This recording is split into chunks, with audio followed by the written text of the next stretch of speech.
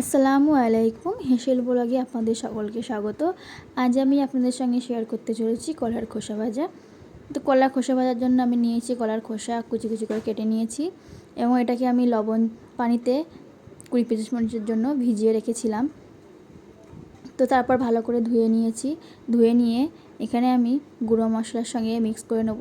তো গুঁড়ো মশলার মধ্যে নিয়েছি আমি লবণ, হলুদ, লঙ্কার গুঁড়ো, ধনিয়া গুঁড়ো, জিরের গুঁড়ো এবং অল্প পরিমাণ গোলমরিচের গুঁড়ো এবং গরম মশলার গুঁড়ো। সব মশলাগুলো একসঙ্গে মিক্স করে নিয়েছি। তারপর কড়াইতে তেল দিয়ে তেল গরম হলে আমি মিক্স করা কলার খোসাগুলো ঢেলে দিলাম। তারপর এটা আমি ভালো করে একটু নেড়ে চেড়ে আমি কিছুক্ষণের জন্য ঢাকনা চাপা দিয়ে রেখে দেবো, যেটা একটু সিদ্ধ হয়ে যায় হালকা। তো আমি কিছুক্ষণের জন্য ঢাকনা চাপা দিয়ে রেখে দিয়েছিলাম। তারপর ঢাকনা খুলে আবারও ভালো করে নেড়ে চেড়ে নেব যাতে না পুড়ে যায়।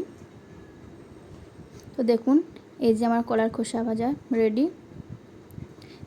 ভিডিওটি ভালো লাগলে চ্যানেলটি সাবস্ক্রাইব করবেন আর অবশ্যই আপনারা একবার বাড়িতে ভেজে দেখবেন, কেমন লাগে